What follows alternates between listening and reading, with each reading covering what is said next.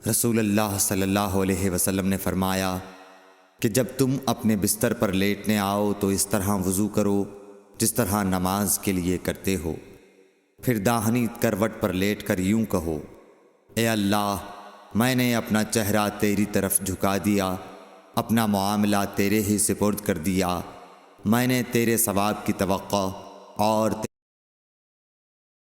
تیرے عذاب کے ڈر سے تجھے ہی پشت پناہ بنا لیا، تیرے سوا کہیں پناہ اور نجات کی جگہ نہیں۔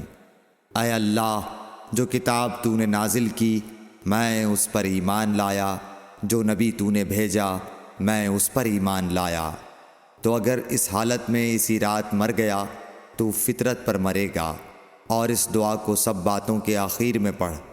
حضرت برا کہتے ہیں کہ میں نے رسول اللہ صلی اللہ علیہ وسلم کے سامنے اس دعا کو دوبارہ پڑھا۔